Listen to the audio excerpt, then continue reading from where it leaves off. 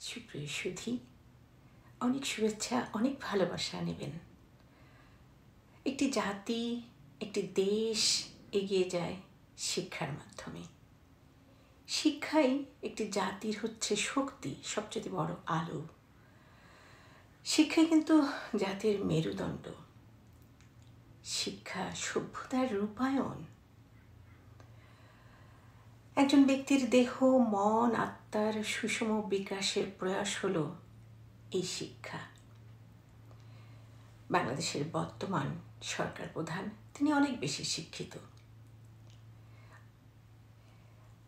একজন প্রফেসর মানুষ, একজন নোবেল বিজয়ী মানুষ।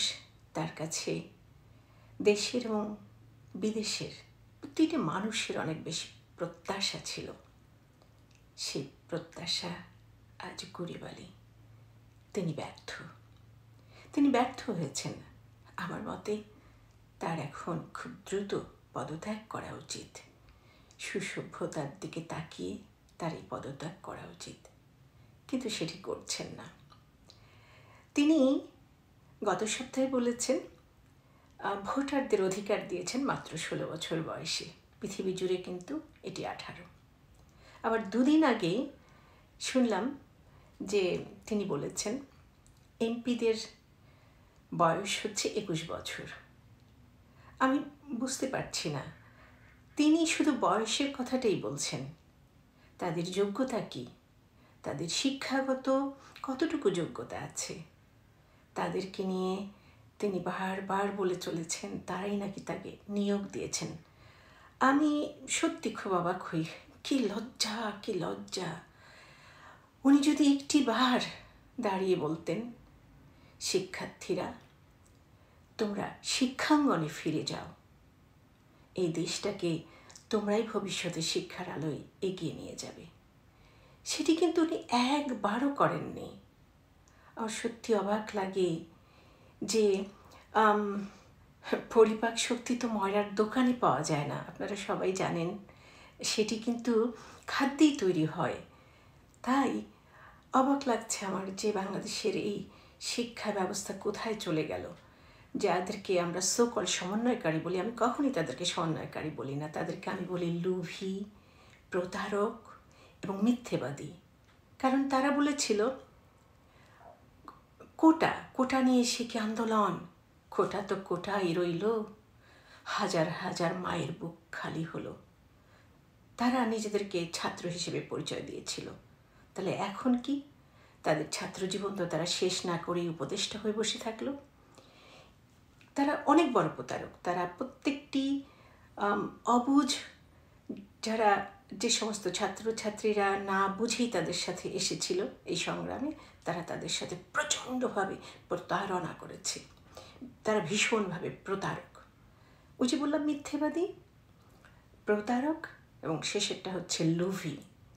তারা খুব সহজ একটা পথ পেয়ে গেছে, একটা সহজ সিঁড়ির সন্ধান পেয়ে গেছে, যেখানে লেখাপড়ার যোগ্যতা দিয়ে আসতে হবে না। বয়স 16 হলেই ভোট দিতে পারবে, বয়স 21 হলেই এমপি হতে পারবে, পড়াশোনা না করেই মন্ত্রী উপদেষ্টা হতে পারবে। এই যে তাদের লোভ, এই লোভ হচ্ছে বাংলাদেশকে ধ্বংস করে দিল। এই ধ্বংসের দিকে তাকিয়ে আমরা যারা বাহিরে থাকি তাদের খুব আফসোস হয় যে বাংলাদেশটা কোথায় চলে গেল, এই সাজানো গোছানো দেশটা কোথায় চলে গেল। আর ডক্টর মোহাম্মদ ইউনূস এখনও তিনি পদত্যাগ করছেন না। আমার কিন্তু ওই সুবোধ সরকারের একটি কবিতার কথা মনে পড়ছে, আপনাদের সাথে কবিতাটি একটু শেয়ার করি। কবিতাটির নাম বেলুর, লিখেছেন সুবোধ সরকার। আমি একটা কোণায় দাঁড়িয়ে দেখছিলাম দুটি ছেলে গেরুয়া বসন পরে মন্দিরের সিঁড়ি মুছছিল। এত মন দিয়ে আমি কাউকে সিঁড়ি মুছতে দেখিনি, এত ভালোবাসা দিয়ে আমি কাউকে ধুলো তুলতে দেখিনি। সিঁড়ি নয়, যেন জননীর ত্বক থেকে ধুলো তুলছিল। স্থিতপ্রজ্ঞ মহারাজকে জিজ্ঞাসা করলাম, এই ছেলে দুটি কে? মহারাজ মৃদু হেসে বললেন, একজন নিউক্লিয়ার ফিজিসিস্ট, একজন IBM এর 6 লাখ টাকার চাকুরি ছেড়ে এখানে এসেছে, সিঁড়ি ধুতে এসেছে। যে সিঁড়ি দিয়ে মানুষ উপরে ওঠে তা যেন পরিষ্কার হয়। মহারাজ চলে গেছেন। সন্ধ্যা নেমে আসছে গঙ্গায়। আমার ভেতরেও নামছে সন্ধ্যা। সারা পৃথিবীতে এত সিঁড়ি, সিঁড়িতে সিঁড়িতে এত দাগ, এত ক্রোধ, এত অপমান। আরতি শুরুর আগে মনে হলো যে সিঁড়ি মুছতে পারে না সে কোনোদিন